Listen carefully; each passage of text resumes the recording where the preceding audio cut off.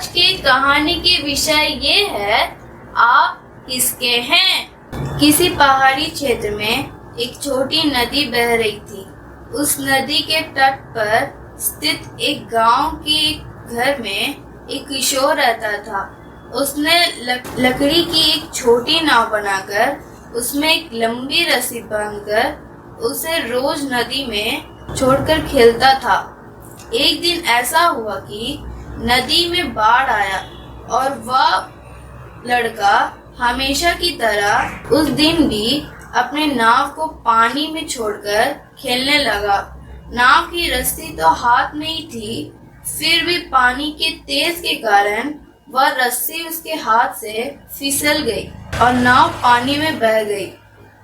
वह किशोर अपनी प्यारी नाव को खोकर बड़ी दुख के साथ अपने घर लौटा। कई सालों के बाद वह किशोर पास वाली शहर की ऐसी दुकान में गया जहां पुरानी चीजों को बेचा जाता था। जब वह अंदर गया तो क्या देखा कि उन पुरानी चीजों के बीच में उसकी खोई हुई नाव भी थी। उसे देखकर वह बहुत खुश हुआ और दुकानदार के पास जाकर कहने लगा कि वह नाव उसकी बनाई हुई है, इसीलिए वह दुकानदार उसे उसको वापस कर दे। दुकानदार ने कहा, हो सकता है कि इसे तुमने बनाए हो, परंतु अब तो यह मेरा है। अगर तुम इसे अपनाना चाहते हो तो उसका दाम चुकाकर खरीद लो। तब उस किशोर ने अपने पिता से रुपये पाकर उस नाव को खरीदकर अपना लिया और बहुत खुशी से उसे हाथ में लेकर उससे कहा, हे छोटी नाव, तू तो मेरी अपनी है और इसके दो कारण है। एक, मैंने तुझे अपने ही हाथों से बनाया था। दूसरा, जब तू खो गई तो मैंने तुझे पाकर दाम चुकाकर अपने लिए खरीद लिया। हे प्रिय पाठक, उस छोटी नाव के समान आप भी प्रभु यीशु के अपने हैं, क्योंकि वही आपका सृजनहार है। उसने मनुष्य को अपने स्वरूप में बनाया। जब मनुष्य ने पाप किया तो वह शैतान का अपना हो गया। वह प्रभु यीशु यह कहता है, चोर किसी और काम के लिए नहीं, परंतु केवल चोरी करने और घात करने और नष्ट करने को आता है।